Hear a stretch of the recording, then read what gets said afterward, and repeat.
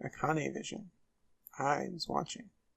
I had watched everything that was reflected in his eyes. I was listening. Every sound that vibrated in his eardrums I heard. Smell, taste, touch. I felt everything he felt.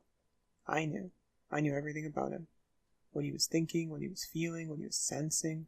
All of his feelings and worries and fears became mine. My mind, my consciousness was inside of him. Through the morphic field set we were resonant, and we were as one. I was him, and at the same time, I was an observer. It started with a tremendous noise like a clap of thunder. That was approximately 9 hours ago. A bomb had gone off on the ship we were in. That was when my resonance with him began. My resonant event melted into him and we became one, inside of Junpei. Somehow I found myself in Junpei's mind 9 years in the future. But I didn't lose myself. I was living in 2 realities at once. One was the present, and the other was the future. Perhaps you can think of it as 2 movies showing on the same screen at the same time. Eventually, it's difficult to separate them and determine which movie's which. However, if I concentrated, I was able to focus on one or the other. That was why I was able to grasp what was happening in front of me. Come on, over here! That was my brother Aoi. He was yelling. I followed him. Around me were 7 other children. They all looked like they were about my age. Come on, hurry up! We ran down a long street hallway and burst into the large hospital room.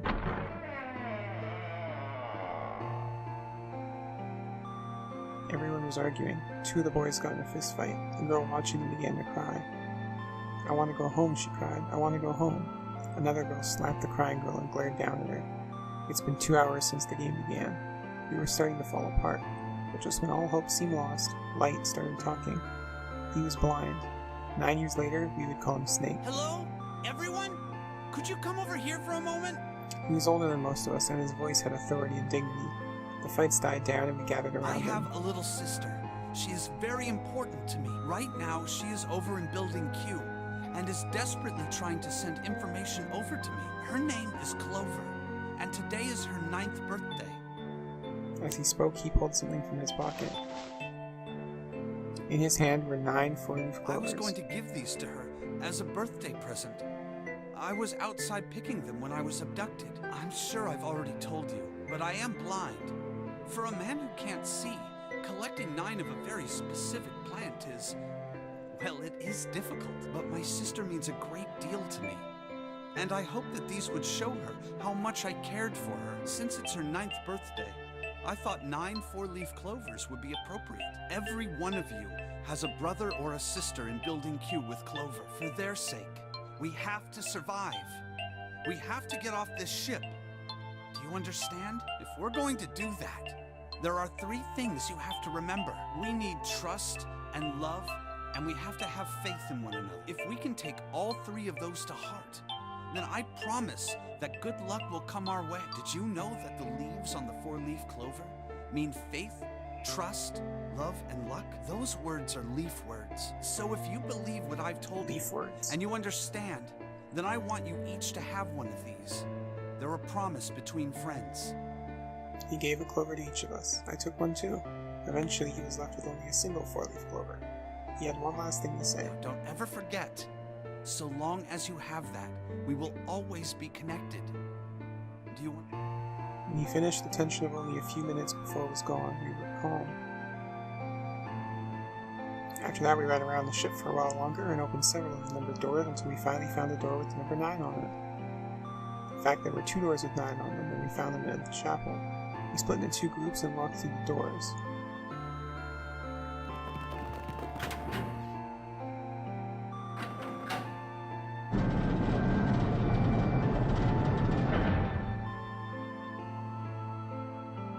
Before long, we all found ourselves in a room with a ceiling that looked like an upside-down funnel. For some reason, this room had another number 9, but this time it was only the 1. But if there was only 1 door, then only 5 people could escape. What are we gonna do? There aren't any other doors! We began to panic. That is, if things had not gotten bad enough already.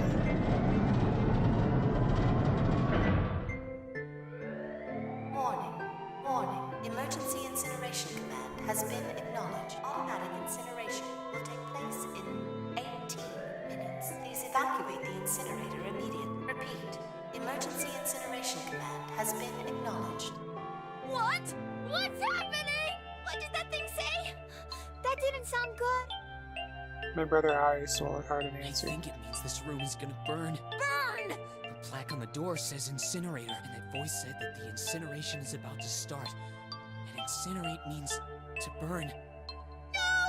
Help me! Abject terror filled the room as everyone began to scream and cry. Every pair of eyes were filled with despair. Then, high up on the wall, a door opened and a man appeared.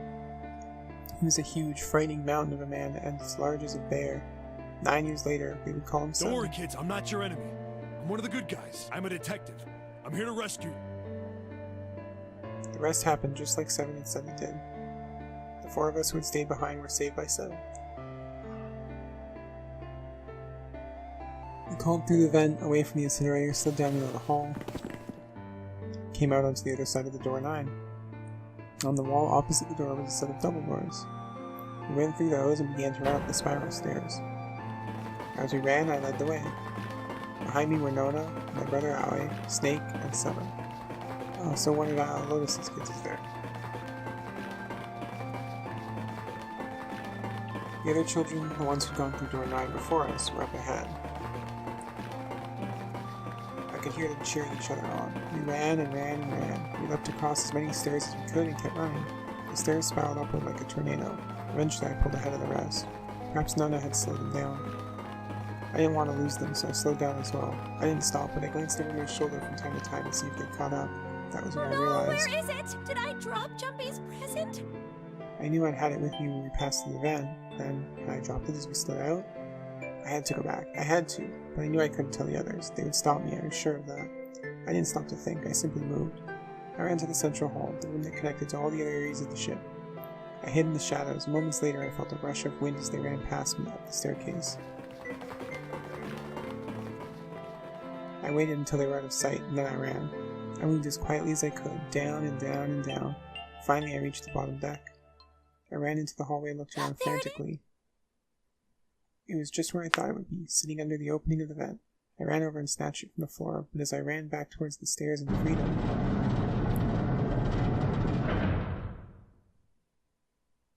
the door to the incinerator opened, and a man stepped out. It was Hongo. Gentaro Hongo. 9 years later, we would call him Ace. Ah, how wonderful to see you decided to come back. His smile made my blood run cold. It looked mechanical, as if someone had simply pulled up the corners of his mouth. Come with me. We must continue the experiment. I shook my head, eyes wide. Slowly I began to walk backwards. 1 step, 2 steps, 3 steps, then I spun around and broke into a run. I felt Hongo's hand close over my left wrist. I said, come with me. There was an edge of insanity to his voice now. I pulled as hard as I could. Stop! Let go of me! Let go!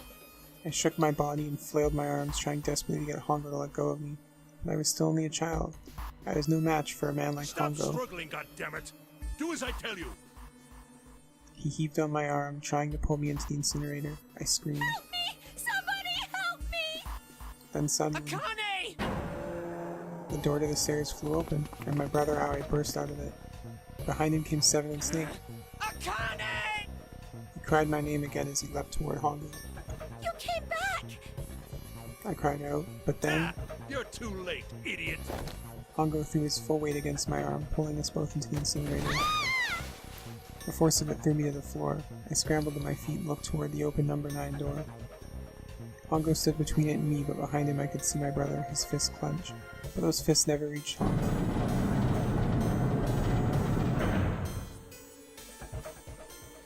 With the cold, heartless screech of metal on metal, the door slammed shut. Hongo glanced at me mechanically, his face registering that there was an object there, but not anything he would consider a human being. Then he turned away and walked to the red. He reached into his pocket and removed 2 bracelets. He waved them both over the scanner panel. 2 Astros appeared on the red. He checked the screen, then tossed the bracelets carelessly onto the floor. What was he doing? What was the point? He made no effort to explain himself, of course. He said nothing at all and walked past me as though I was nothing more than a rock by the roadside. A few moments later, the 2 other doors slid shut as well. Faintly, I could hear someone pounding on the door behind me. I turned around and ran toward the door with the 9. AKANE! Akane! Are you okay? I could hear a voice from the other side of the door. A worried, frightened voice. Help me!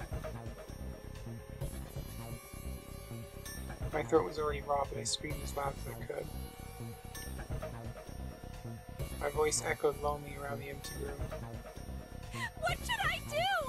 I think I'm trapped in here! Where's Kongo? He went out the other door! What? Then it started again. Warning. Warning. Emergency incineration command has been acknowledged. Incineration will begin in... Now we're back to Junpei Vision. Aw, the button is switched from narrative to the other one. 18. It's been replaced with Junpei and AKANE Vision, but I can't use it. Holy shit, man, I knew what it was gonna say, but that is one hell of a creepy voice. I knew it! It's starting. Santa started the incinerator. Fuck! Man, I never thought I'd hear that damn voice again after 9 years. What the hell? What the hell? What in God's name are you talking about? It's 9 years this and 9 years that, and when it's not 9 years something, then you're talking about some sort of fucking experiments. You aren't making any sense. I'm sorry, Lotus, but we really don't have time to explain it right now. I promise. I'll tell you everything once we get out of here. But Incineration will begin 17 minutes. you know what that means, right? Incinerate means burn. What kind of idiot do you think I am? I know what incinerate means. Well, God damn it. Okay, fine. I won't ask anything else. Talk about whatever you want. But you have to do something for me. 7, figure this out. What? Why me? Just shut up and stop this thing. How the hell? There has to be some sort of emergency shut-off button. Why would there There be an emergency isn't anything shut-off like button? that. How the hell do you know? Because I looked for it 9 years ago. Yeah, Lotus isn't happy about that. Can't really blame her. Wait, the floor, it's moving.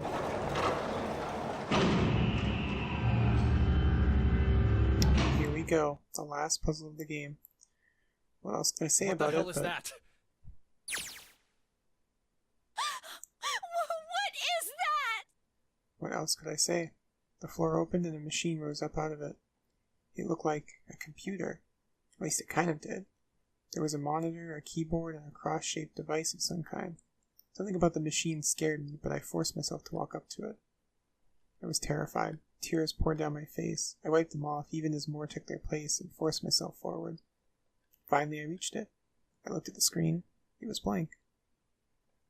All I saw was my own frightened face staring back at me from the glass, drenched in tears. All I can see on this screen is a reflection of my own face. I'm looking kind of freaked out. I know I'm sweating like crazy, but seeing it kind of drives it home. Okay, Junpei, just calm down, alright? Everything's gonna be okay.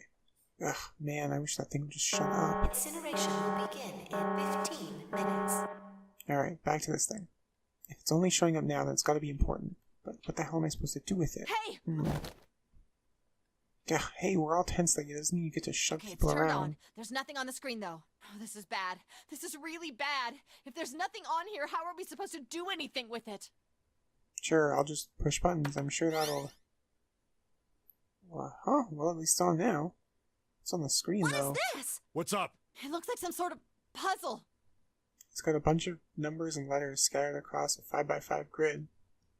Numbers range from 1 to 8. Do you think that if we solve this puzzle, the incinerator will stop? Yeah. Well, we can hope, right? Alright, puzzle, how do you work? Oh man, that goddamn voice again. Incineration will begin in 13 minutes. Shit, 13 minutes. Can we really do this? My heart feels like it's gonna pop. The fuck? Did they change the last puzzle?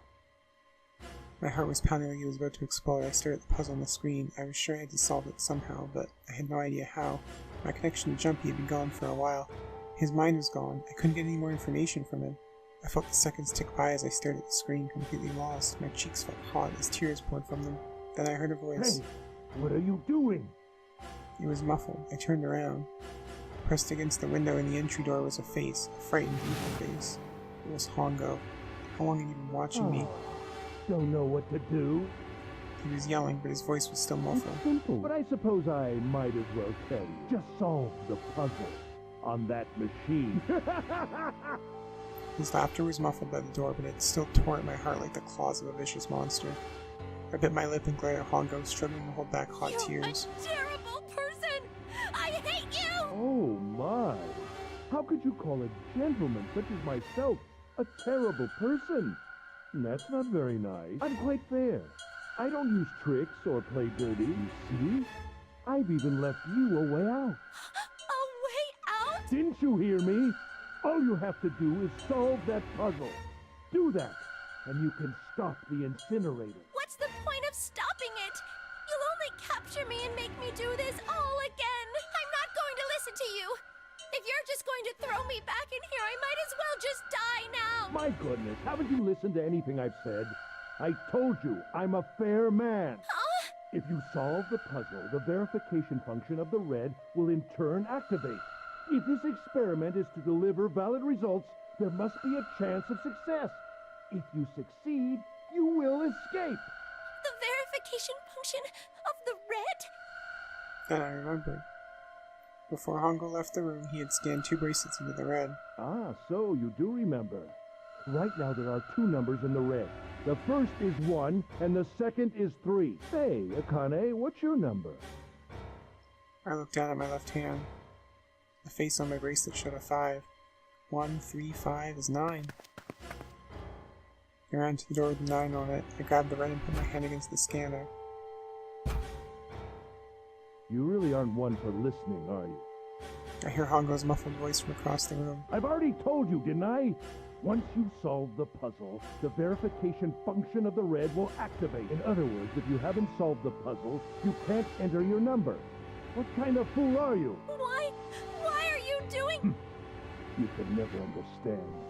You don't know what it's like to spend every day surrounded by monkeys. Now start the experiment. Solve the puzzle. I can't! I don't know how! Of course you don't. Isn't that the point? You understand, don't you? Access the morphogenetic field and find the solution. I can't! Then you'll die. You'll burn alive.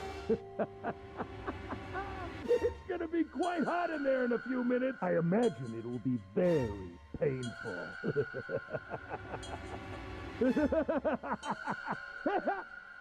His horrible laugh echoed across the room, and even after his face disappeared from the window, I could hear it. Incineration will begin in 10 minutes. I was crying, great gulping sobs broken by hiccups that shook my body. I was terrified.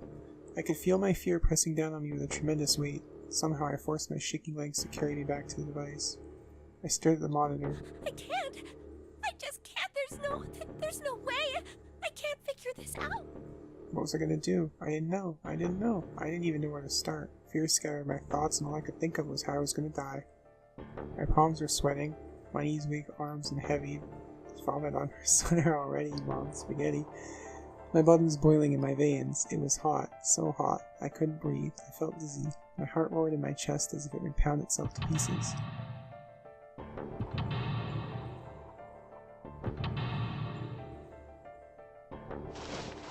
I reached into my pocket. I wrapped my hand around the thing I'd come back to get. The doll Jumpy had given me.